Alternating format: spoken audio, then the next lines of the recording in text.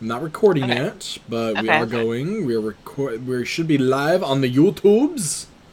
Yay, live! The YouTubes. Yes. Oh yeah, that's right. The internet's a series of tubes. Yeah. Yes, where you can get them messed up and stuff and And clogged. clogged. Yes. Yeah, don't clog your tubes. You can call Mario though, and That's a he will whole fix different it. thing. It's a yo. Hello, yo. Sitting here Yo, for like yo. 10 minutes and you haven't noticed. I have No. the screen over the other screen. Okay, everything looks good. Hello. Multitasking. Shh, shh, shh. People can be heard on the YouTubes. Yes. Yes, You're just saying that. You didn't actually look. that's true. YouTube.com. I'm looking now. And this is on the main 77th combined YouTube channel. Because it's fancy. Because I finally got that working.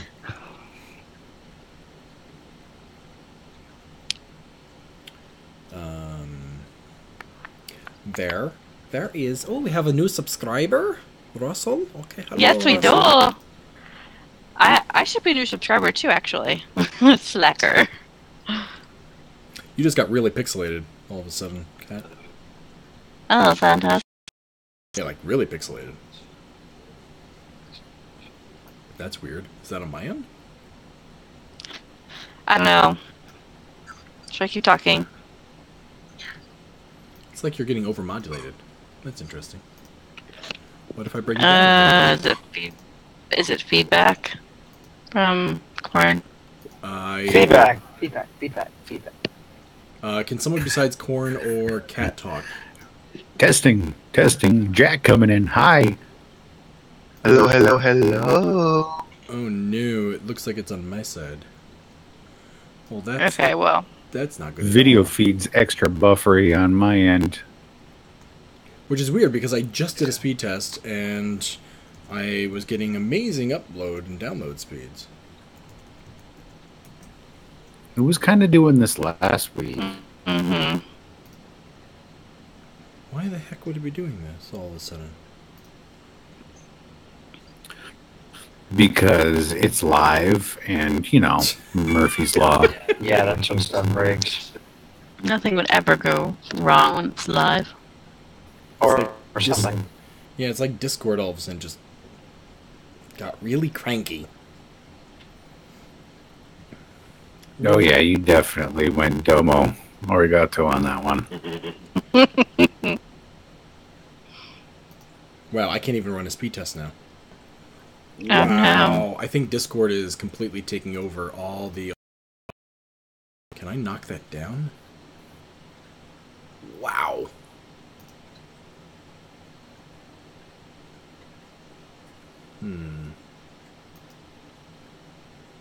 Yeah, I'm getting 50 pings now instead of the 5 I was getting before.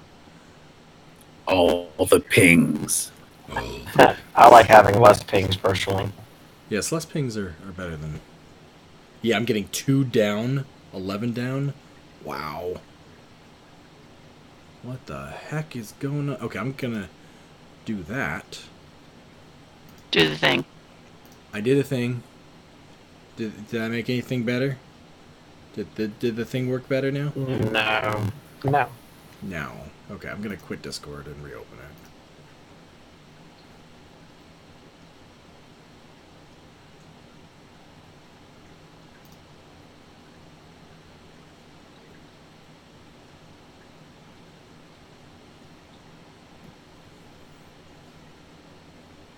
If it works.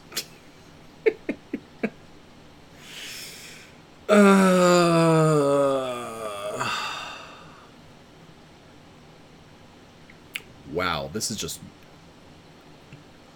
drawing close. Oh, and apparently there's people talking in the live chat that I can't see for some reason. Golly gee willikers. What is going on? What just happens?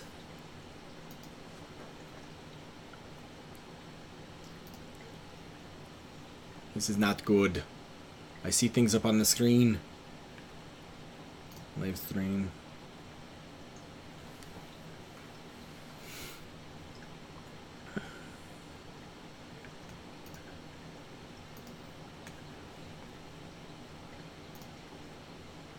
Wow, and Discord does not want to start. Oh, there it goes. Okay, Discord's back. Yay! Discord's back. And this is still just hanging. Oh my goodness. It is being the bots.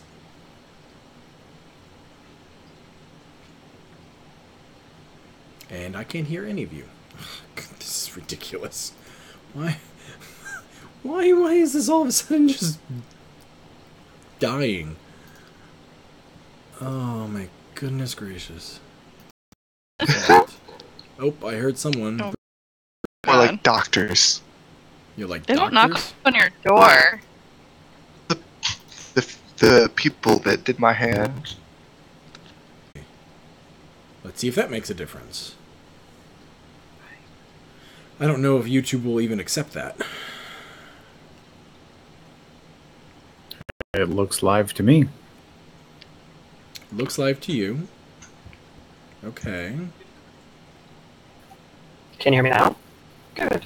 Yep, and you guys went a little pixelated again. Still a little buffery.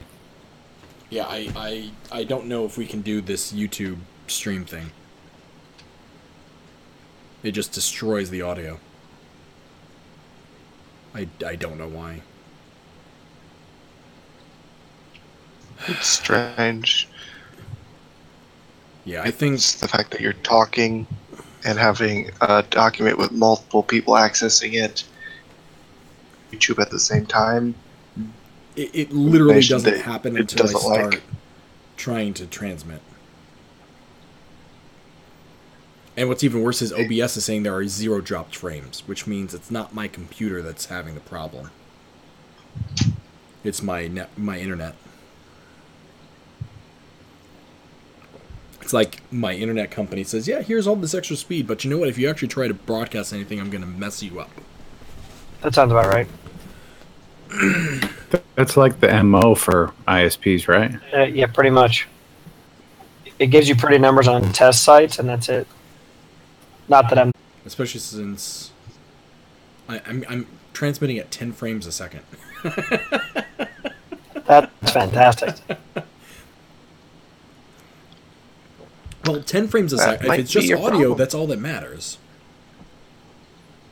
Yeah, it just needs to update the chat line once in a while. Yeah.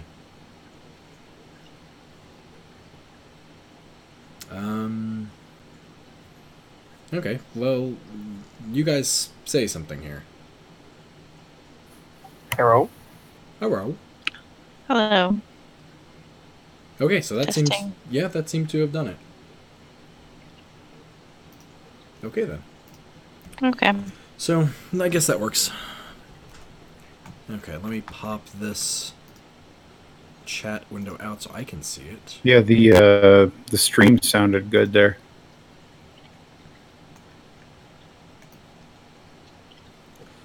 Okay. Stream health, not terrible. Or close enough.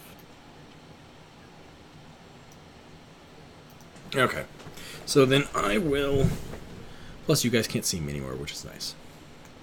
Because no one else can be seen. It's not fair.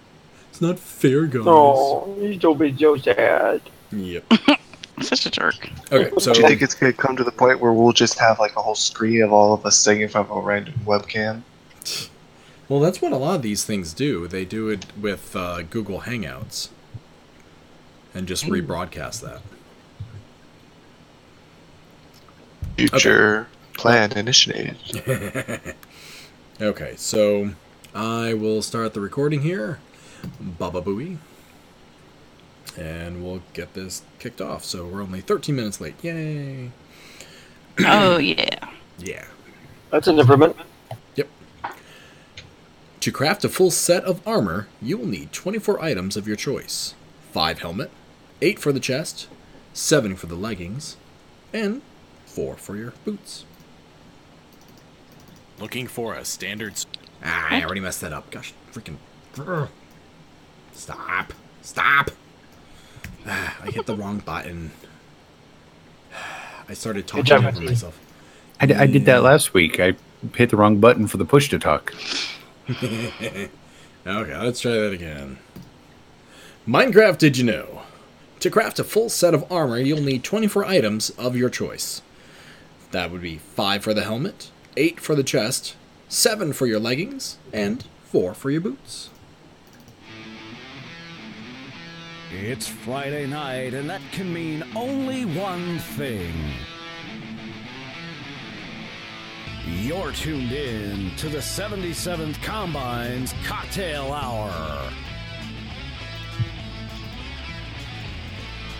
A weekly show from your favorite Minecraft Bedrock Edition realm, the 77th Combine. We'll discuss current events on the realm, take a look at the latest news from Mojang, and have a grand old time with your favorite players from the realm.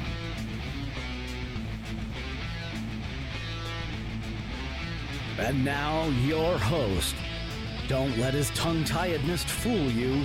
He really is a semi-decent player. It's J.R. Tazel. Hey!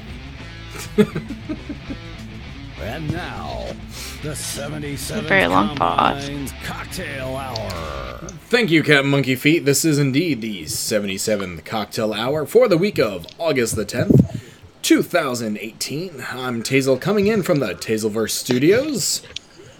We got 2 people here with me to help out with the headlines. We have Ms. Grumpy Cat, Hi. as well as the Jericho Jack. Hello, hello. So they will definitely be, so you won't just have me here, which is quite nice. And then we have a whole bunch of other people that are going to be joining in for our normal discussion, which is going to be, after our headlines, we'll be discussing game mechanics.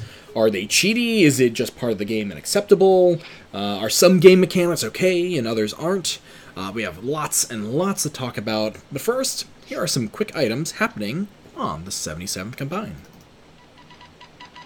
From the 77th Combine Newsroom, this is a Cocktail Hour special report.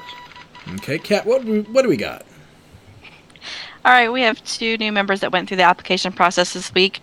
Please welcome James Light Gamer and Brayfeather66 to the realm. Additionally, we have 1 new hopeful in band. Check out the new user post for Daringen. I think that's how you say it. Definitely keep chatting and ask those questions so that we can make sure we are both a good fit. Next up, we have the Nether Beautification Project that is still in effect. Let's get those nether parts off the drab nether red and into something a bit more interesting. Especially make sure to label your tunnels and portals to make navigating easier. Yes, so I've started making my tunnel a little bit nicer. I know a lot of people have gotten a lot further than I have, but you were doing blue ice, I think it was, right? Yes, we have an ice hallway going from spawn all the way to Corrin's double spawner, hopefully, which is quite a ways away in the nether. And Haywork is helping out with that hallway. Okay, is anyone doing Lakeshare? Because I know I go there every so often to get those blaze rods. Is anyone down that I'm tunnel? not sure. Okay. I know that Spider has completed the tunnel to her base, and then also to Spider's completed the tunnel to her base and also to the community coral reef collection area. So thank you very much to her. Gotcha. Yes, indeed, and yes, thank you, Lola. Okay. My Peppers wants to be in the chat as well. Okay, so that's all we have for this week on the 77th Combine. But now, some news from around the Minecraft world. Jack, what do we got? All right, there was some minor updates to the Bedrock builds this week. We had a 1.5.3 includes mostly some small bug fixes, along with some player geometry things, a fix for the player inventory reset bug. They included some fixes for how to get your inventory back. So if you were affected by that, just follow the instructions that were affixed to that bug fix, and you should hopefully get all your inventory back. Yep, and if you miss what the instructions were, You can find that it's in the show notes, the link to the article. But basically, it's you have to sign in, and it will, I guess, figure it out. I don't know. It's weird. Voodoo magic. Voodoo magic, yes. We only had, 2 or 3 people on our realm get affected by that? I think we had two people. Okay. Yeah. I thought it was only one. I don't know who the other one is. So they should automatically be getting a magic chest arriving with the voodoo magic, as Jack was saying. Let's see here. Java also got some new snapshot this week. 18W32A came out on Wednesday, the 8th. It includes Dead Coral, which I'm pretty sure they already had, but sure, whatever. Along with a lot of bug fixes. If you're on Java and like to try it out, choose the Launch Options tab and select the new snapshot. Bedrock also got new beta build 1.6.0.30. That includes mostly bug fixes, including missing mob body parts. Yeah. To join the beta program, you'll need to be on Xbox One, Win 10, or Android. You can sign up for the beta version over at feedback.microsoft.net.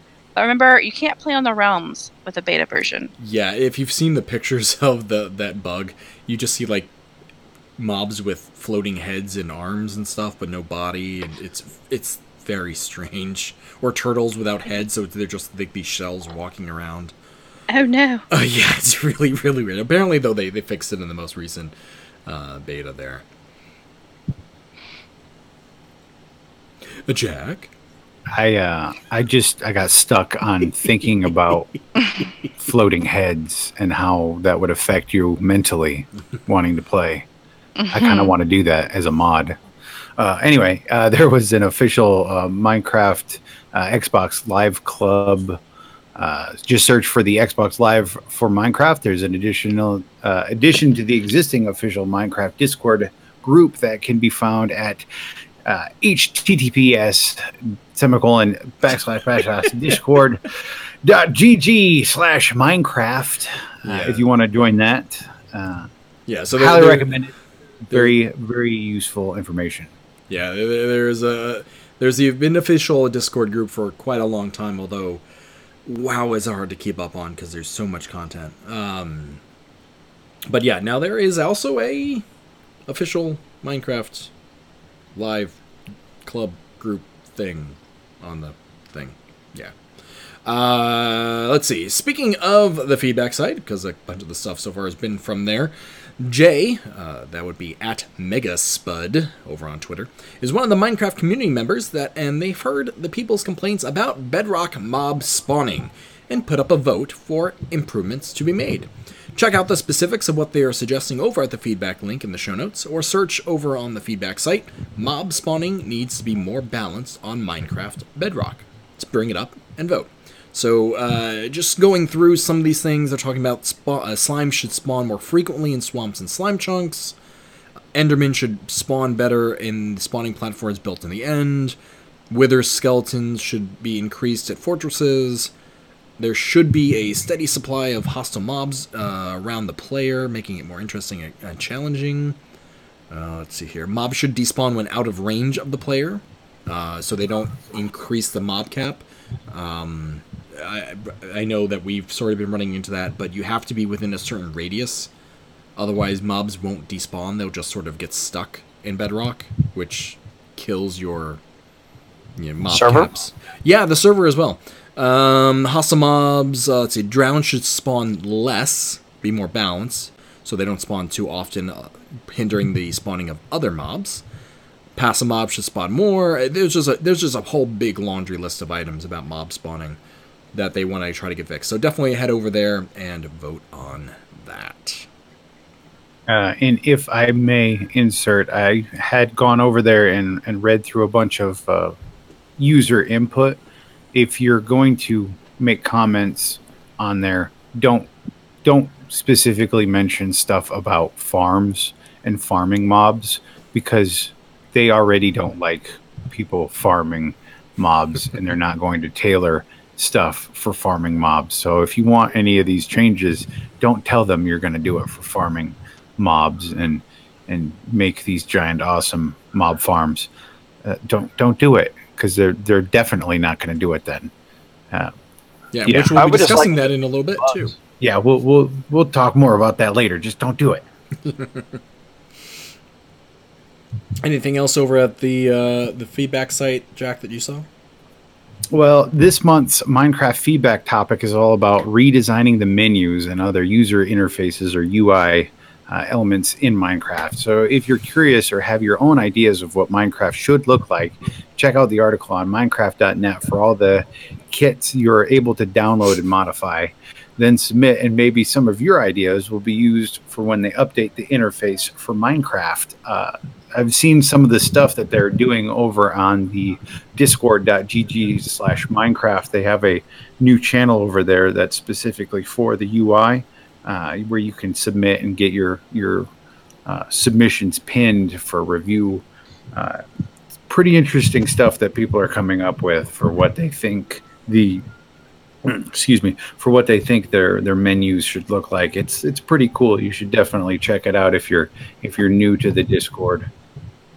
Yeah, they did a live stream of how to do all this, over on the official Minecraft channels on Twitch, on Mixer, about, the different UIs, the paper dolls you cut out, and check it out. You can find them over at twitch.tv/Minecraft and mixer.com/Minecraft. So find that stuff out there. There was also a number of creative builds, mashups, and worlds that Mojang is showcasing on their own website. This week you can read and see about the train yard of Valley, I'm assuming that's Valley, by Greg VDD. It's a southern Belgium 1940 city that's home to elegant locomotives and steam engines. Cathedrals and castles built by Utah, from Gothic architecture to more medieval stylings. Utah has a wide range of gorgeous builds. And last, Autumn Colors by Avreen, a scenic, warm scene of autumn colors as you drive along a hilly countryside. Find all those articles over at Minecraft.net. And that was the news from around Minecraft and the 77th. Okay, so that was the headlines. Now we're going to get into a little bit more of the meat and potatoes of this episode, which, as I mentioned before, is going to be game mechanics. And in addition to the voices you heard earlier, the Jericho Jack and Miss Grumpy Cat, we are, let's see who we have here. We have Corin, we have Fled Potato, Second Hands, again, listening in, and Yomade is all there. Say hi, guys. Hi, guys. Hi. Okay, so before we start getting into specifics, because I have a whole bunch of different things written down in the article here for us to go over the spreadsheet. What would you consider? Because I have my own definitions, but obviously this isn't just the Tazel show. What do you guys consider a game mechanic versus a glitch? Or just a normal run-of-the-mill thing like you swipe your sword and you hit something and it breaks? Anyone want to take a stab at that? And this is where you and I differ. Okay. Well, that's why we're here. We're here to discuss it. Yeah. I alluded to this earlier in chat. If it's currently coded in a way to where you can access it in vanilla, then it would be a mechanic, whether or not if it's intentional. Specifically saying slabs. We both know that a slab in Java is it allows light to pass through, even though in reality a slab would block light. That would make sense. You mean in Bedrock? In Java, it blocks light. Yes, that's what I'm making. Yes, you are correct. It's late, and I may have had a beverage. I have my own beverage here as well. It's Yes. delicious. So we both know that in the real world, it would block light. It's how it's working in the version we are currently playing. Whereas in Java, which is where they want the pairing, the similarities to match up with, it does not. You have that backwards. Java blocks light. Bedrock does not block Yes. light. Okay. Yes. Again, it's late. Yes. Those are the things. It's supposed to do it, or it's not supposed to do it, and it does it. There's supposed to be parity, and there's not. Right. And I feel like if you, regardless of the parity issue, how it's coded currently is how it should be functional. Right. And what you're alluring to, for those not deeply ingrained in our previous conversations, if you put a slab currently above a top spawnable surface, for some reason it does block the light, even though if you use a slab anywhere else, it doesn't in Bedrock. Right, that's what you're referring to? For mob spawning, yes. Right. Whereas in the other version, the Java, they use a different mechanic. Well, in Java they use slabs to block light, because that's how it works in Java.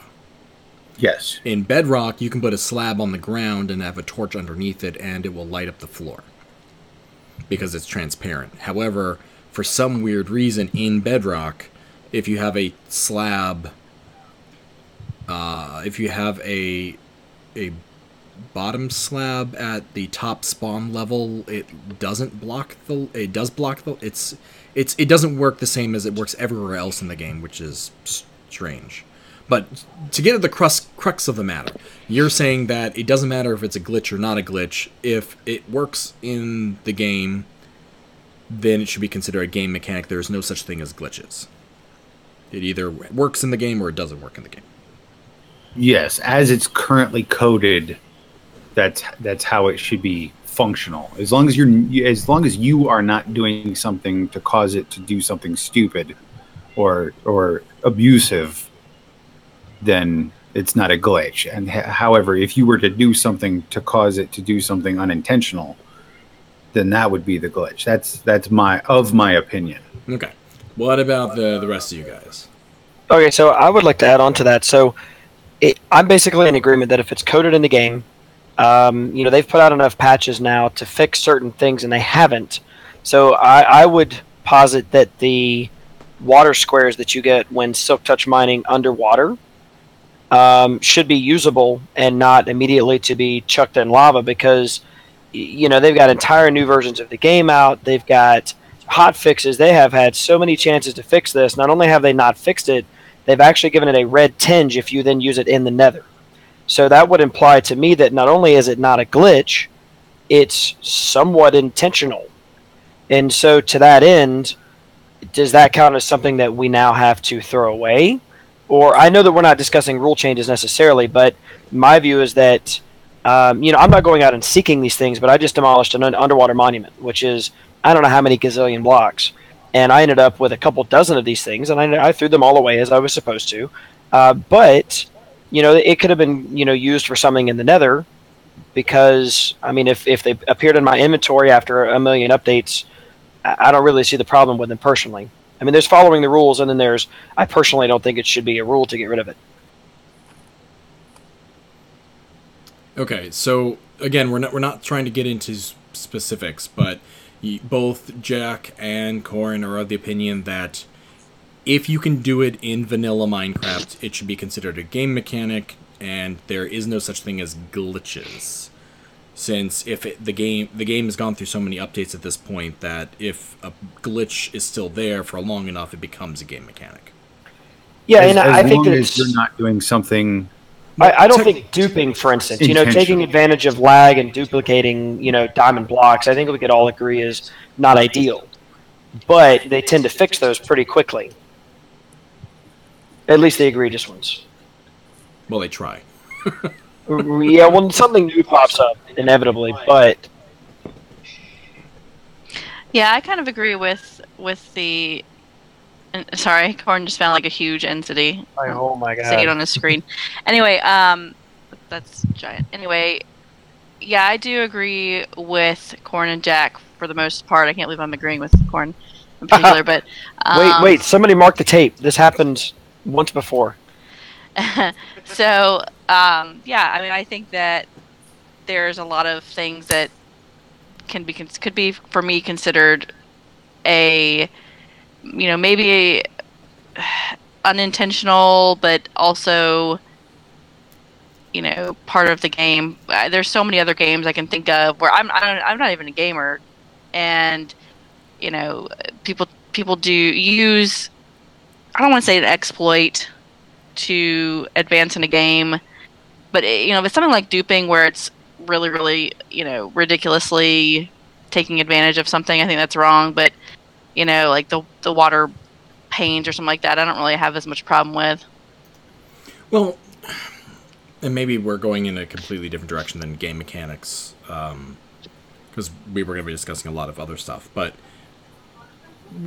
well, I think we opened Pandora's box. The fact that Nether has specifically been told, yes, you cannot use water here, I think would whether or not they've actually fixed the glitch about the water pains.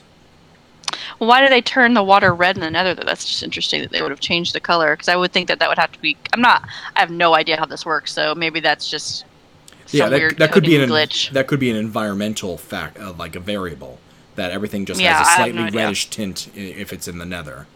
I don't know enough about it to say one way or the other. So they may not have actually changed anything about the water per se.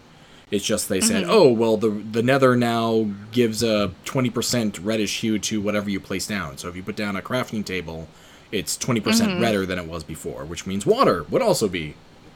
I mean, this is all speculation. I don't know, but... Well, I think, so I think the topic was that intended as more like mob farms, right? Yeah, so the idea was there's a lot of knowledge. Okay, specifically knowledge. We're not talking about glitches. We're not talking about, oh, well, if you put a torch under falling sand, it will break into blocks. Is that allowed, or is that a glitch? We're not talking about that sort of stuff. We're talking about for those that can't see the spreadsheet and the call here, I sort of broke it down into some examples. So we have iron golem farms, chunk borders, villager breeders, fish farms in Java, because we can't do that. Slime chunk not to a point where it's useful. Not efficiently. Yeah, the efficiency of fish farms in Java, in Bedrock, mean that you might as well just manually do it, because an hour of manual fishing, you're going to get more items than you would overnight AFK fishing. We've done the tests. I don't yes. get it. You don't gain anything in Bedrock from AFK fish farming. I'm all about the farms. I'm all about the farms. I'm all about the iron golem farms, villager breeders, the slime chunk farms. I think all of those are not... I mean, I know that there's some controversy about the intention of them, but I think that at this point they're just an integral part of Minecraft. I think that it's learning the game, and it's learning the game to such a intimate degree that these game mechanics, and I think that they are absolutely a part of the game at this point. Well, I forget where I was listening. It may have been one of us that said it, or some podcast or some YouTube video I watched. But the analogy they said was it turns you from a Minecraft player and builder to a Minecraft engineer. Yeah, totally. Sure, I think it's a progression in the game. So, but again, it's a matter of what... I mean, the 77's pretty strict, but even we allow iron golem farms, we allow slime chunk cords, although that was a big, long discussion. Yeah. A lot of auto farms and that sort of stuff. So, yes? Sorry. I was like, what? I didn't know that was that controversial, but okay. No. That's awesome. Oh my god, I was like, what'd I do? Sorry. Corn is in-rating. He committed blasphemy by throwing some enchanted gear off the side of the... No. I cut a hole in the wall so I could throw something in the void, and she just happened to be watching. Okay, sorry, Hey, Jason. It's a Spike Sorry, beer. Hey, Spike. So yeah, I mean, and XP grinders. One of our older the ops that used to run the realm was actually against XP grinders. She thought it was. She accepted it because that was, what was decided in the realm. But she thought XP grinders were actually kind of cheaty. Yeah. Granted, this was before mending. She may have changed her mind after that, but it was one of those, like, it just seems. She said it just felt like cheating.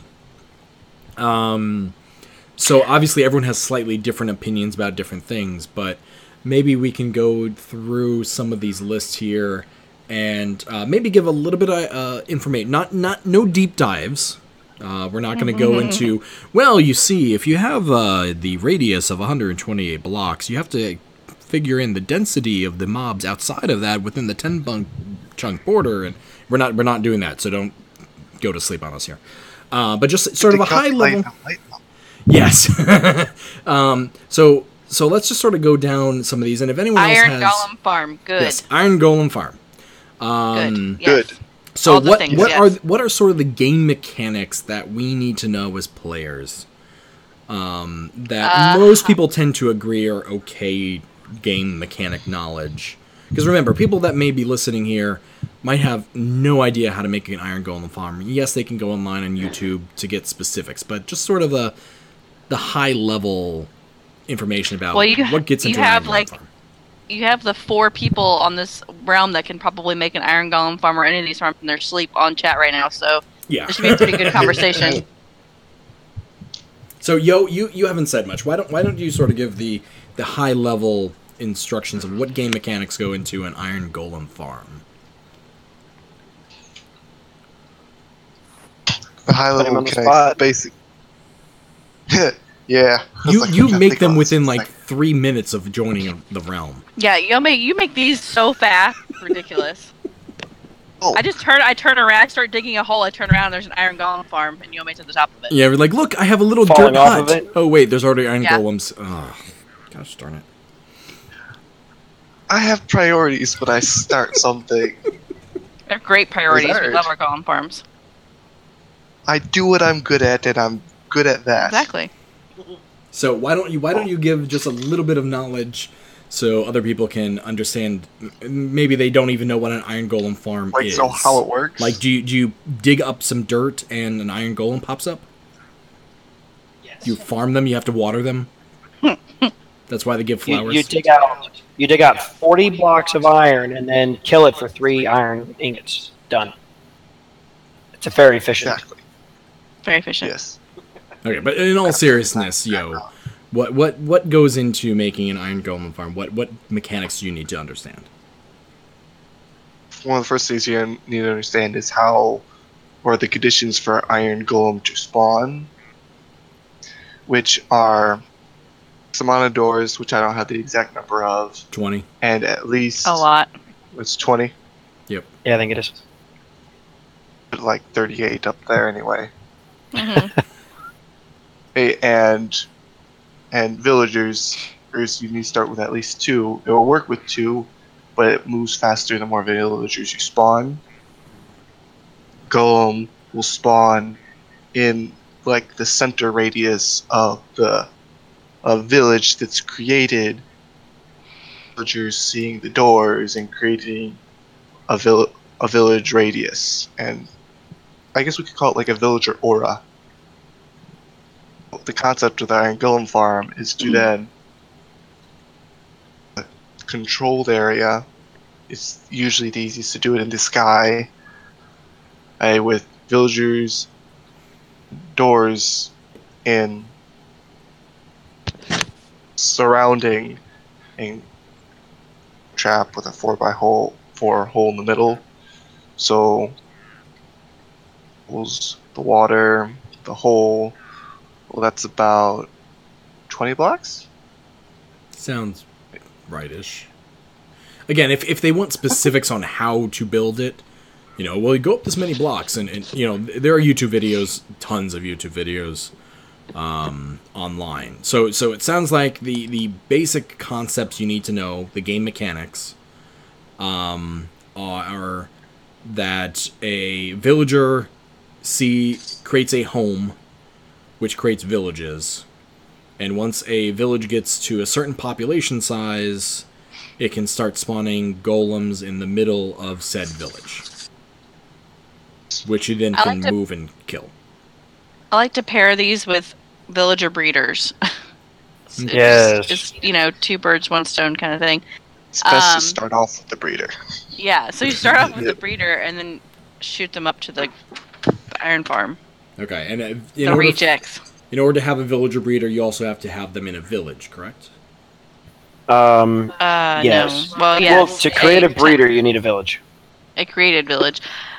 Yeah, you can make a village. It's easy to make a artificial village. You Just really need doors. Almost laughable. You can create you can create all of this by simply having two zombie villagers and 2 golden apples and a splash potion of weakness.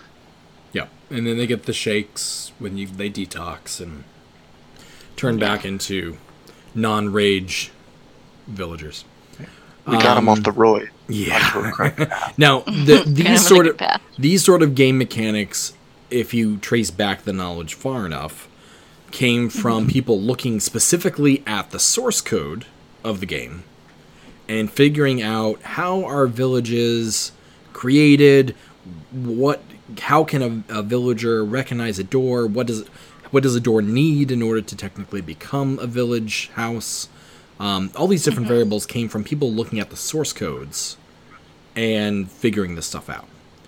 So with all that in mind, this is obviously stuff that you can't learn in-game. This is not... You can't just play the game, and even with trial and error, you're not going to figure this stuff out. So with that in mind, with game mechanics, and again, understand that I agree that most of this game knowledge stuff should be considered normal and acceptable and stuff. I'm playing the devil advocate here because everyone else is definitely on the other side. So it's with that in mind. Is it okay to use information that you literally have to tear the source code apart in order to make use of? I believe that at some point somebody would have found a village or would have altered a village by adding enough doors to get a couple of golems to spawn and would have been mind blown and would have gained that knowledge in game without tearing through source code and would have got that naturally. And I would take that a step further. I could pretty much guarantee somebody figured out that they could make a village and golems spawn. They most likely started adding doors all over the place and didn't realize the exact number or placement, and I'm sure they just went into source code to confirm things. I mean, some of this stuff is really obvious if you just play the game and observe a little bit. So I don't know that, you would need to... they might not have known it was 20 doors. They might have thought it was 23 or 18 or something, but... most of the stuff you can find just by observing the game. You don't need a source code, analysis to figure out how to make a zombie farm or a skeleton farm or whatever. Okay. Well, then, sorry, go ahead. We watch a lot of. I don't know if this is cool or not, but we watch a lot of speed runs of different games. Mm-hmm. And, I mean, I think this is probably something that Corin would have to say, because I really have very, very, very limited knowledge of this, but how do other players in other games get this in-depth knowledge? I mean, they talk about audio cues and things like that when they're going through these speed runs. Is that different, or is that... I mean, there are games that... so one of the speed runs I've watched recently is a Final Fantasy VII speed run, which took... something like 7.5 hours, which is just ridiculous. If you've ever played that game, it takes at least, 70. I mean, not literally, but it takes a lot. And so, I think back to when it's a long playthrough. And so the only way for these guys to have found the in-depth information that they use is to break down the code. Now, that being said, when you first play through Final Fantasy VII, it's virtually impossible without the game's, strategy guide. Yep. And so without a strategy guide given out to you by the developers, or without breaking down the code, I don't know that anybody beats that game. You're not going to know where to go in whatever village to get the wig, to get the dress, to do the whatever, to do the squats, to do that. I mean, it's just asinine in how detailed it is. You can finish the game. It's just you're going to miss out on probably 50% of it and be really weak when you fight the bosses. I'm okay, granted, but I don't know. I don't know. Some games, I don't know that they're possible without some of the information that, I'm talking old games like, the Nintendo, Super Nintendo kind of deal. Yeah. It would take so absurdly long to figure some of this out. I don't know that most people finish it. And since the goal was for most people that buy it to have a shot at finishing it, so they don't, get pissed and return it. Well, that also gets into this is a much older argument, and I think one that most game developers at this point have abandoned. But there was a time period in video games where you made a video game difficult just so you could sell strategy guides. Yes. That doesn't seem to be the case anymore. I definitely don't think that applies to Minecraft. You can definitely fully enjoy Minecraft, get all the way, kill Gene the Dragon, do end exploring without any sort of strategy guide or watching YouTube videos and such like that. Although, you know what? I don't know if you would know how to make a obsidian gateway unless someone told you. That's not the sort of thing that you accidentally do. Yeah, and it's not like you walk through a village and there's a book that tells you how to get through the end or to the nether. There's not even one that tells you how to make a nether portal. Well, there's not one that tells you how to make anything. On Java, there is a tutorial. There is a walkthrough. I know there is, or at least it used to be. And I know there was on the Xbox edition, there was a tutorial where it walked you through, this is how you break a block, this is how you move, this is how you can get to the nether. I don't think they mentioned the end. I definitely didn't get one of those tutorials when I was busy looking dumb. I know it's there because my daughter used to play it on her Xbox, and there was a whole tutorial. I'm like, we don't have this in Minecraft Pocket Edition. What's all this? Well, that's probably worth mentioning, is that those people on a computer get a lot less direction because they just assume we're going to look on YouTube, I guess. Possibly. I'm sure that's factored in, is, people are going to look up their own information now, so why do the developers need to waste time? Well, that's also partly why they changed... let me phrase this. That's why I believe they changed the achievements. Because the achievements were made to direct you through different things. So I need to go kill some animals and I get food. Or, I need to... because there is an achievement for going to the nether. And, it sort of points you in those different directions. Oh, there's a dragon apparently I need to kill according to this achievement. So there is breadcrumbs in the game. What were achievements added? Kill to the end again, I think it's called. Spawning the dragon. No, I'm saying when were achievements added, period. That's a fairly new addition, right? No, that's been around for quite a while. Yeah. The new version of achievements on Java is new, where you can create your own achievements and stuff like that. But the actual achievements themselves, the concept has been around for as long as I've been playing Minecraft on Pocket Edition. That's going on 3 years now. Right. I think that the game itself in Java is so vastly different than it is in Bedrock that it's sometimes not comparable. Oh, wait. Yeah, in some ways it's a different game, but at its heart it's still... Right. Yeah, but there's just so many mods and things that you can do in Java that it just seems like we're not talking about necessarily mods. We're trying to stay within the realm of vanilla, which does actually though bring us to chunk borders. So in Bedrock, there's no way for you to see chunk borders. That's technically incorrect. For an F3 screen. Well, Yeah. There's no demo screen. You can use Redstone to figure it out relatively simply, yes. but it takes effort. But there's actually keystrokes in the F3 debug screen where not only can you see what chunk you're in, but you can even bring it up on your screen. Right, with a the very vector graphical B, I version. think. Right. I wish we had that. Oh god, that would be so nice. So for us Bedrock players, we have the advantage of Java, where we know that chunks exist and how they affect the way we play games. I don't think I would figure out that chunk border thing, to optimize farms and other things along those lines, without the knowledge of those that came before me in the Java world. Yeah. So in that case, yes, there is definitely a difference between Java and Bedrock, and that's not something that we could necessarily figure out without knowing, specifically, here, 16 blocks is a chunk, done, sort of thing. That's knowing chunk borders is sort of, and this isn't me being devil's advocate, that's sort of where I start getting like, that's still technically game knowledge, I guess. We'll go with that, and that's okay to know because it's division by 8, and things along those lines. I know some people think that the knowledge of where chunk borders are, is very cheaty because it specifically was not given to us in Bedrock to know those things.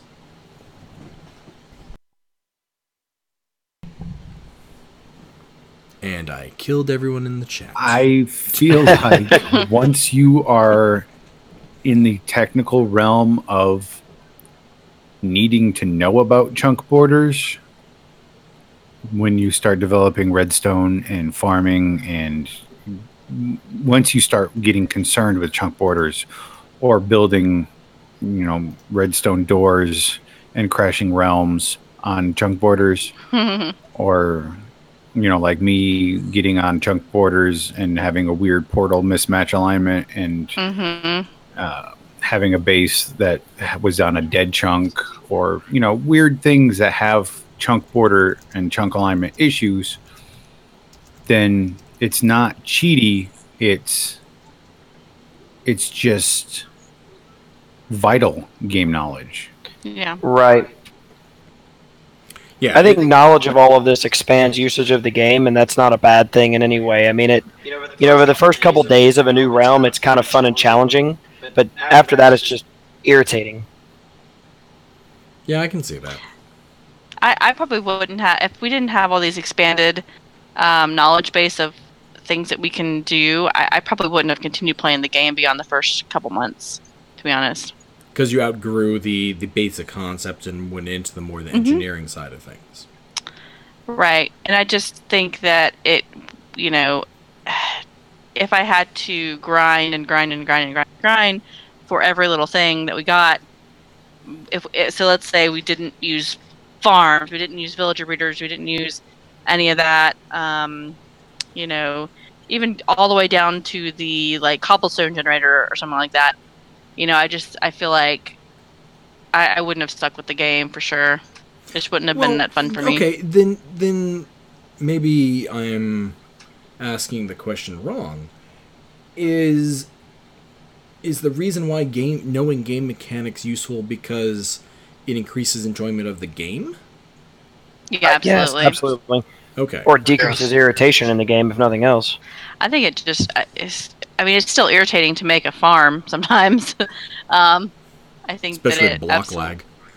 Yeah. Oh god, don't get started on that. I'm watching Corn fail at block lag right now. Well, he wasn't going to go, but yeah, luckily. Yeah. It definitely keeps the it's not interest bad right there, now. having that high level of. I mean, it changes the game from being a children's game to a game for all ages, or truly for all ages. Okay. What about some game mechanics that, so going back to fish farms, Hermitcraft this season, after having fish farms for, it's got to be over a year now. They've been aware of good fish farms for Java. Most people over in Hermitcraft have decided, you know what, fish farms are just too cheaty. They're too overpowered. It's too.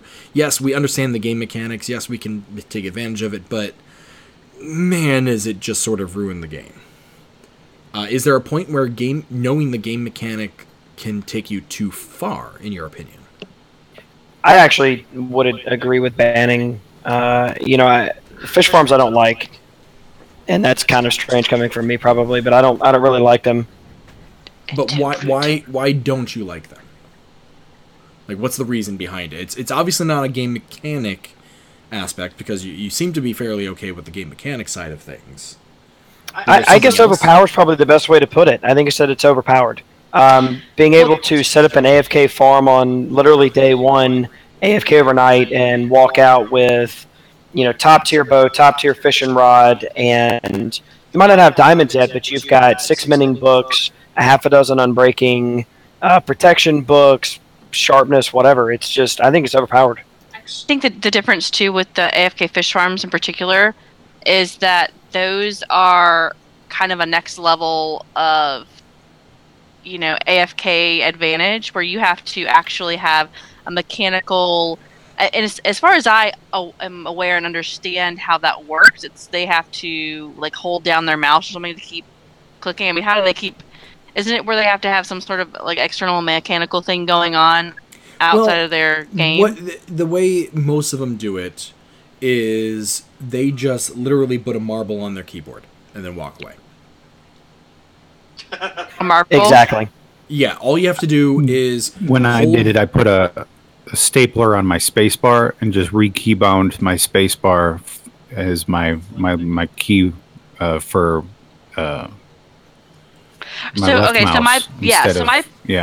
My point is they're using something external, like some add-on externally from literally being in the game. So it's not like they're just standing around for hours, AFK. They're actually using something. Yeah, to they're modify literally their AFK away from keyboard. Yeah. Well, would it make a difference if they fell asleep at the keyboard with their finger on the key?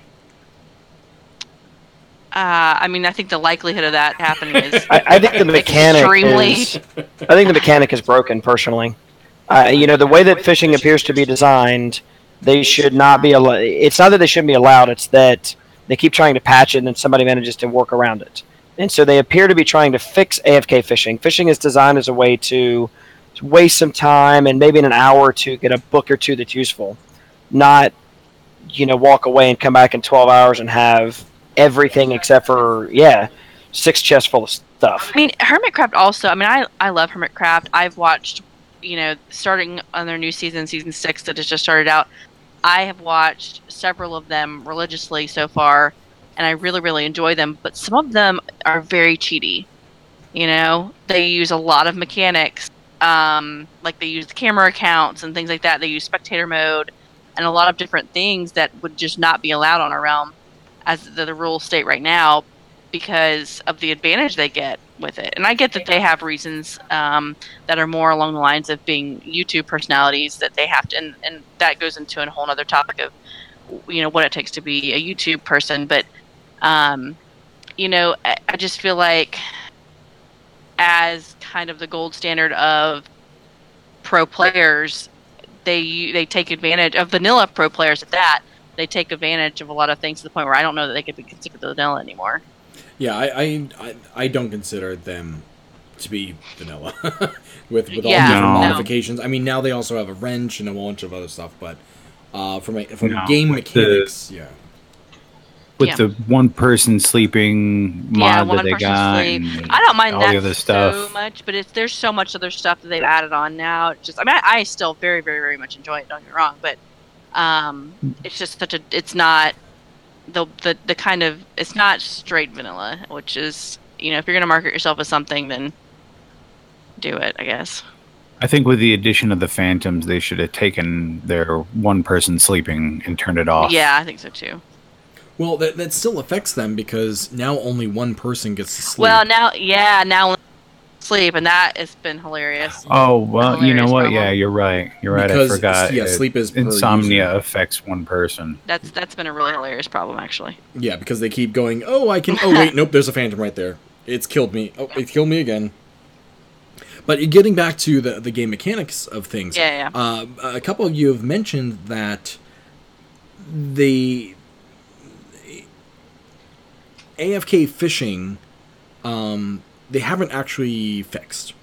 And they haven't... No, they haven't. They haven't, as far as I know, and correct me if I'm wrong, I don't think they've actually changed any fish mechanics. They did with the newest version. Well, there was some timing difference that they did with some redstone that affected AFK fish farms. It wasn't the fishing itself that got affected, it was some redstone timing that changed a little bit. At least that was my understanding, because the way to fix it was to just change some of the repeater timings to make it work again. So that to me sounds more like they were just tweaking the way observers and redstone in general was behaving. Mm-hmm. If I'm correct about that, does that mean that it goes back away from being a glitch and just as a normal game mechanic that anyone should be able to take advantage of? Since I'm still inclined to say that it's overpowered. So that's something that I, based on my own argument, I would have to say that it should be allowed, but I think it's overpowered, and I wouldn't do it, and I've had opportunities to build one, and I haven't. Well, the reason why, again, I'm talking about Java because in Bedrock it's not efficient just because of the way water and fishing rods work in Bedrock. If they were to employ the same, it seems stupid. If they were to employ the same mechanics where we would do it, I probably would use it if it was allowed on the realm. You would use it. Yeah, I would, 100%. Well, okay. So here's the problem. It's not meant to be an easy question. Well, then.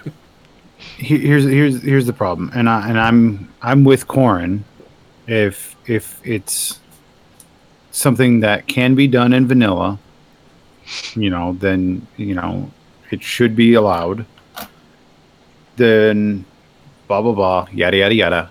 Here's the thing, though: duping is easily done in vanilla, but it shouldn't be allowed because it's exploiting game mechanics. Now, AFK fishing, we already have explicit rules against being AFK for various reasons.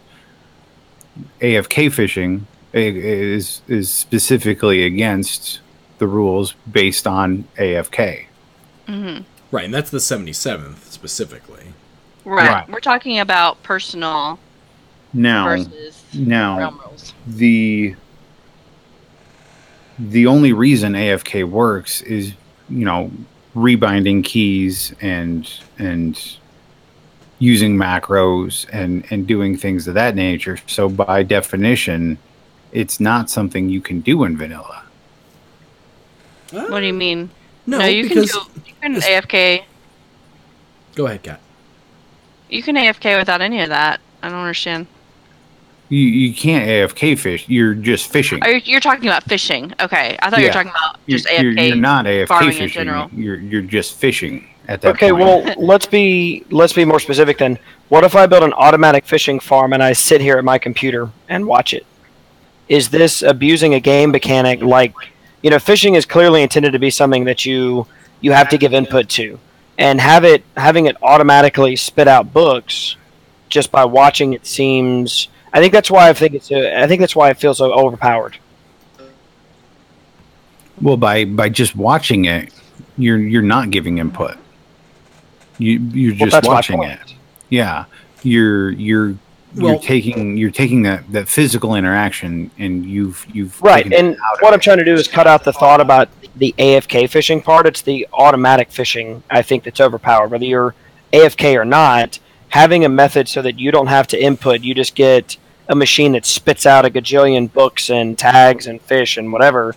I think that's what's overpowered specifically.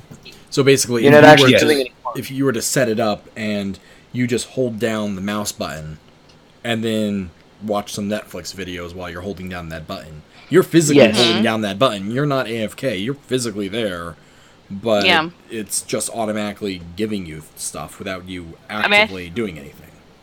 I think that would be an issue with the coding at that point then, because then when the timings would need to be changed to prevent that. Because I mean, if you're sitting there doing it, then and it's part of the mechanic of the game, then it couldn't be, in my mind, considered cheating at all or anything else, because if you're actually doing it right there.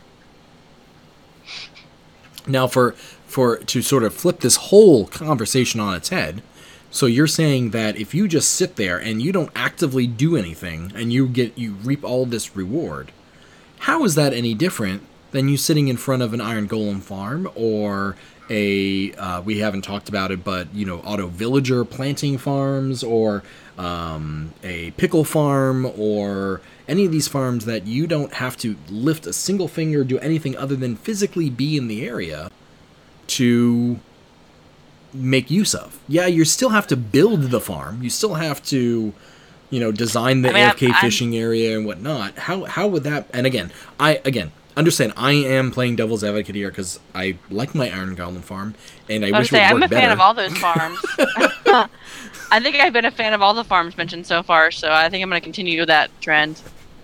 But how is that any different? Yo, mate. Yes. Say a big difference for that would be, whereas for the fishing thing, in one night you could get almost overpowered things, whereas an Iron Golem farm is more like a mob or XP farm, kind of constant, but it's not. But not quite enough constant. Instantly get it a stack of iron blocks in the evening.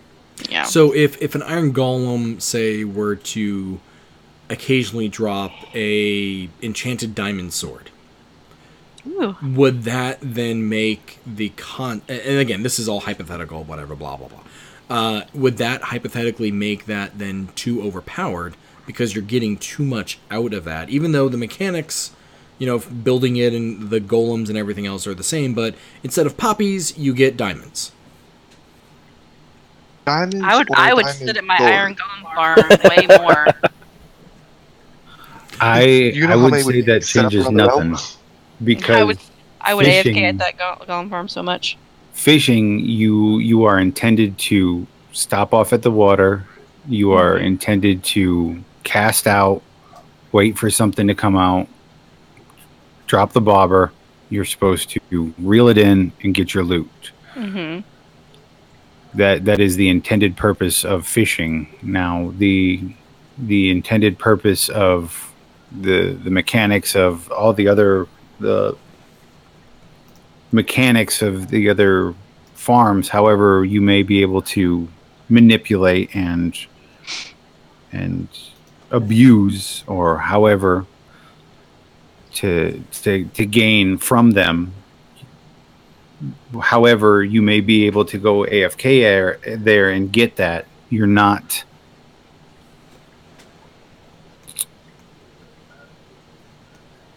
How am I wording this to where it's? Because I'm bent over a barrel on this one. You're the AFK fishing. You're taking the action of actually clicking and doing the action, and you're removing it. I guess you could set up the farm of the golems and sit there and swing the sword and hit them every single time, instead of lava blading them. Well, the reason we don't do that is because of other game mechanics that are linked to that, which is the villager breeder below. Because it reduces your villager score. Yes. True, but if Otherwise, it would be a fine XP farm, and we would use it as that, in my opinion. you can't get XP from golems. It'd also be a lot easier to get rid of villagers. Yeah. I mean, I wanted to point out, too, while we're talking about this whole villager golem thing, I don't know if any of you have seen my videos on working with villagers, but none of them are short. And I'm present the whole time. unfortunately. I don't get anything by AFKing next to my villagers, unfortunately. Other than, well, Corrin's villagers you do, but not mine. Mine just sit there and stare at me. You know, we put in hours. I don't even want to admit to how many hours of work we put into the villager farms. And so I think those are kind of a different category than what we've been talking about. They're not like the AFK type farms.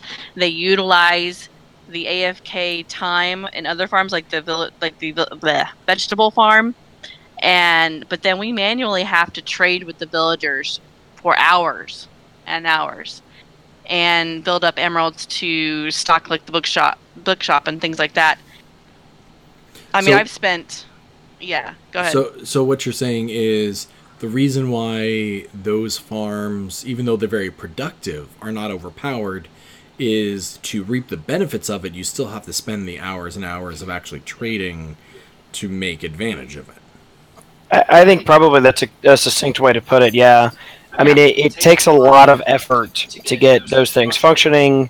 It takes a lot of hours to, once you have the vegetables, to make the emeralds. It takes a lot of hours to trade all these emeralds, to get books, to get the books in the bookshelf, not the bookshelf, the bookshop, whereas a fish farm takes 20 minutes and 12 hours AFK, and you have the exact same thing.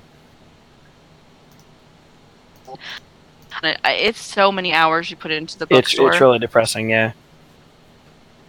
Which, you know, I tried to get Efficiency 5, and you guys are out of stock.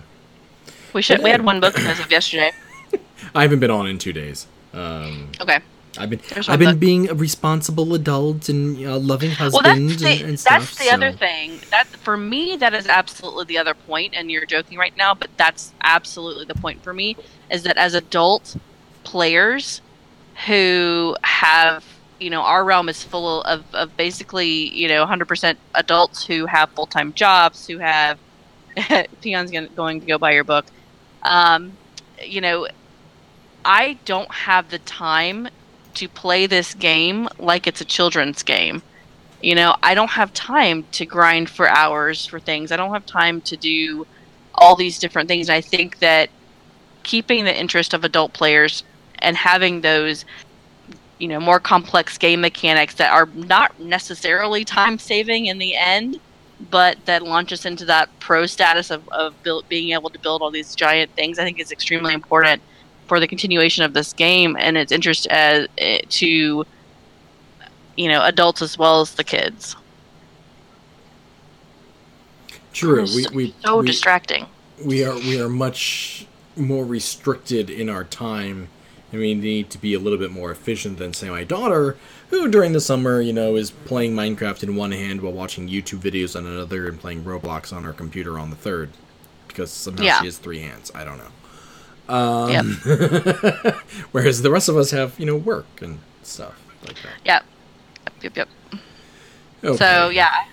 So I think that there are a lot of things that are controversial that a lot of us really, really enjoy that may not have been intended for the kid side of the game, but I think for the adult side of the game, it's just, you know, part of it now. Okay, so just to go over some of these other items and game mechanics here, because we've been going for quite a while, even with apologies for some of the cutouts, because my GarageBand keeps stopping and saying there's audio mix-match errors and other stuff, so I'll have to figure out what's going on there. But, so we talked a little about chunk borders, fish farms, slime chunks. There's, a 1 in 8 chance of a chunk being a slime chunk? That sounds about right. Something like that. And unlike our Java brethren, where slime chunks are matched over to whatever the seed is, you don't need to know the seed in Bedrock because it's the same everywhere. So you can open Universal. Yeah, you can just open up a world. If you don't want to use a slime chunk finder and you want to do it the old-fashioned way, all you have to do is open up a creative flat world, see where golems are spawning, and then map out that chunk, and voila, that's where you get... slimes, and you just go there. Got golems on the brain. Yeah, golems. Manual golems, all over. Let's see, manual planting of tree and crop farms. Most of these tree farms, you can use observers and pistons and bone meal to you plant the tree down, and as soon as the tree grows, you can use the redstone to sense and move stuff. Crop farms. In Bedrock, you have the dark block function. Not anymore. They broke it. No, they didn't break it. In fact, Ilmango released a video yesterday on how to fix it.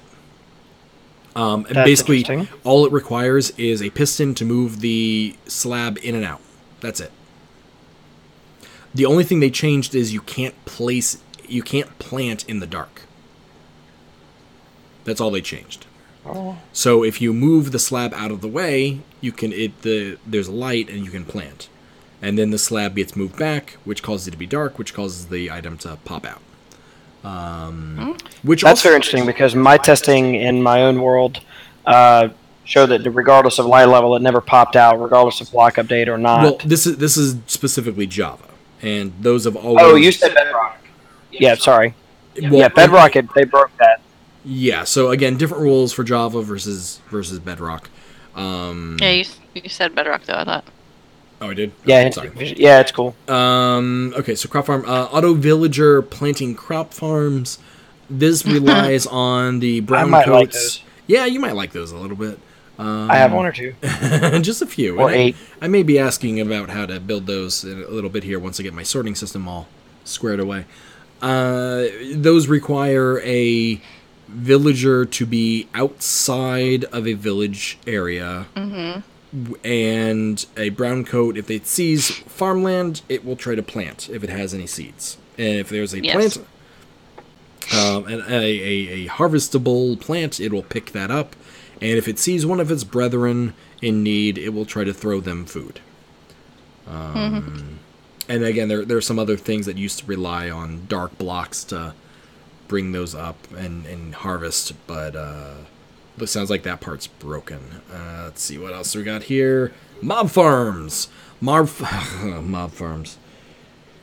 My favorite. Yeah, without we're gonna sort of leave mob farms alone for the most part because in Java they work beautifully.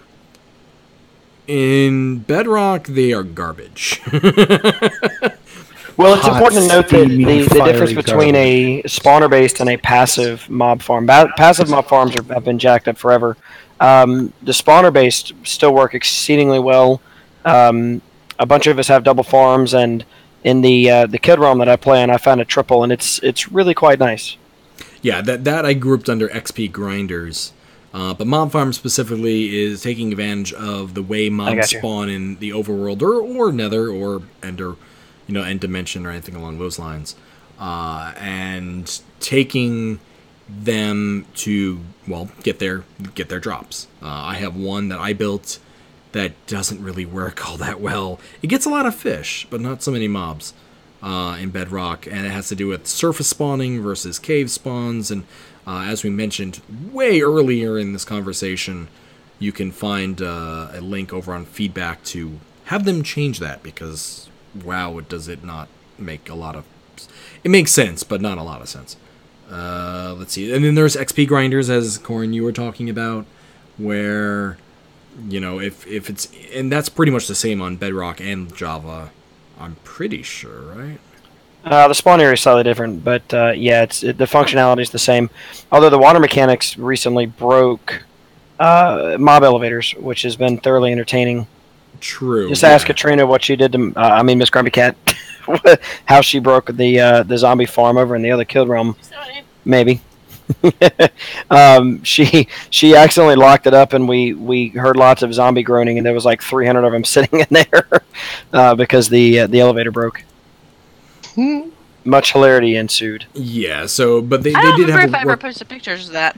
I didn't post the video either. It was hilarious though. but that can be fixed by taking advantage of soul sand to shoot people up and stuff like that. Yes. Yes. So there's that, and then to sort of round out the whole conversation here, something you have to be aware of, and we are painfully aware of this in Java, in Bedrock realms. But even realms like Hermitcraft, which are quite popular and large and well managed, once you get all these sort of auto farms and entities and items flowing around and stuff happening, taking advantage to make the game as efficient for you, if you and 10 other people are all making your farms in your areas super efficient, all of a sudden the game itself can start crawling to a halt. So there's definitely a negative aspect to being very efficient in this game that we've run into. If a whole bunch, that's definitely a problem. If certain people log on, we're Kat, you okay? I'm losing you. What? Yeah, you were cutting. She's out. going in and out. I'm not sure why. Oh, sorry. Never mind. She was agreeing with you. Corin. Psh. Is it still breaking up? Nope, you're okay now. Yeah, I don't know. These headphones are terrible. I don't know who gave them to me. I Wasn't couldn't me. hear you breaking up there, so I have no idea who was recommending them to you either. Anyway, not that I'm listening. I'm using them right this very moment. Granted, I'm using a different microphone, but I don't even know. anyway, Moving getting on. back to the topic about giant lag in the realm because certain people have very efficient areas. No? Are you hinting at Lag Island? It's not that bad. I agree. Stop It's not saying that that. It's not bad now. Yeah, Stop you guys saying you Lag guys It's cleaned some fine. stuff up. We But did. definitely, if you have a number of highly efficient areas altogether, all of a sudden, you can get quite a bit of lag. And there's also a lot of It's- lag variables that I we mean- have no idea about. But Right, and that's the problem is that we've cleaned up so much stuff, but then there's other people will log on and it's immediately back to Lag Island time. And, it's really hard to know what is causing it at this point. yeah, but it was more just a courtesy that if you and 10 of your favorite friends are going to be there and you're all going to have your own areas that are all super efficient and have thousands of items being created an hour, that can definitely cause some Yeah. problems when you add it all up. So, something to be aware of. So, anyone have anything else before we sort of wrap this up? Nope. Pro Realms. Pro Realms, hashtag. Pro Realms would Yeah. be great. I would love a server that's not built out of a potato. Well, I would say Hermitcraft is not built out of a potato, and they still have lag issues. So Yeah, I noted in chat today that after watching several of their videos and really paying attention to the dialogue going on in their chat, that they don't. Some people edit out all the dialogue or they turn it off, and some people just leave it all on, and you can see them talking to each other. They have a lot of the same issues that we do, so that's kind of comforting, in a way, but it's also really interesting. yeah, there's Pro Realms would only help us so much. Yeah. It would upgrade us from a potato to a grapefruit. Mm-hmm. I'm inclined to think. Pumpkin. I think you can get a big enough server, a beefy enough server that you can basically keep up with it. I mean, in my opinion, I'm not sure why Hermitcraft is having such a big problem, but then again, in fairness, their farms dwarf ours. Not to mention are way more efficient. Yeah. Look at the gold farms that they've made, for instance. One snowball is all it takes to get thousands and thousands of gold. Have Exactly. you seen Tango's current setup? Mm-mm. No, not yet. Tango made a quad version of what you have right now, Tazel. Of what I have. The flush farm, the flush farm, the platform. Oh yeah. yeah. He's Except got a quad. there it works. Yeah, there it works, and it's at build limit, build height limit. Mhm. So it takes advantage of how does it work in Java? It's top down in Java. Yeah. Whereas in Bedrock Yeah, it's bottom so- up. Yeah, so it's highly efficient in its spawning. But yeah. I think I did see that where he says, yeah, as soon as you turn it on, everything just comes to a crawl. That you can see, they say that you can see the tick speed just crawl and start going really low. It was really funny because when I was talking about when Mumbo comes online that she can tell because things just go to crap she just suddenly gets tons of lag whenever he comes online. So it's just kind of funny. Yeah, and he doesn't even have that much. He doesn't even. He doesn't even have anything right now. So yeah, I don't know if it's his computer or what, but he's got a decent rig. I've seen his specs. Mm-hmm. Well, his computer's fine, but at the end of the day, the server has to move and create everything. I mean, the server has to. So your local computer renders everything, but the server is really just has to have the processing power, the horsepower to run it. Yeah. I also think some of the problems they're having this season is that they're so close to each other where they're loading each other's chunks. Yes, right. I think that's part of it. So, it's no longer Hermitcraft, it's Friendly Neighbor Craft. Yeah. So, okay, so it sounds like for the most part we think game mechanics are good, although sometimes they are overpowered. And that's something to be aware of. Although where people think is overpowered, some people think that's good, like the cat, and some of us think that's not good, like the Corrin. I'm sure you two will discuss this later. Thank you for the conversation, everyone here. Thank you specifically, Ms. Grumpy Cat and Jericho Jack, for helping me out here on the specifics on the headlines. And of course, thanks to Corrin, to Yomate, and I thought there was someone else in our general discussion. Peon was in chat. Peon was in the peanut gallery. Spike has been quiet this whole time, hiding in the background. And then, of course, anyone else over in... Oh, I heard the Spike Beer. Spike Beer is I think really, she really couldn't quiet. hear her. Yeah, we couldn't hear you. I must be really quiet because every time I've said something, no one has heard me. Yeah, yes, very quiet. I just increased you to 200, and now I can hear you. Oh, I didn't put my earbuds in. Yep, that will make a difference. Okay. Well, you know what, Spikes? My apologies for that. You should have. I know you said hi, but I didn't realize you were actually trying to chime in and talk. Oh no. Well, luckily we will have hopefully many, many more of these discussions coming in the upcoming weeks. But for now, that is going to be it for this week's episode of the 77th Cocktail Hour. And again, thank you to all of those that have helped out this week. And for those not already part of the 77th Combined but want to learn more, please check out our website at the77thcombined.com for more stories, pictures, where to watch us, and all our past season content. You can also follow us on our Twitter account at the77th Combined. Chat with us in our multiplayer Minecraft Discord group, or watch our players at the official 77th. And somebody's eating their microphone for links to these dinner. can be found in the show notes.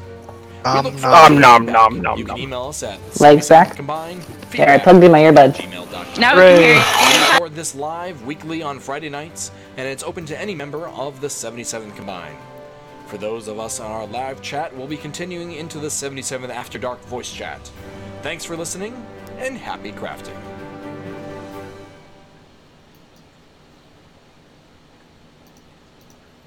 Never mind. Okay, and wow, now I feel like an asshole now.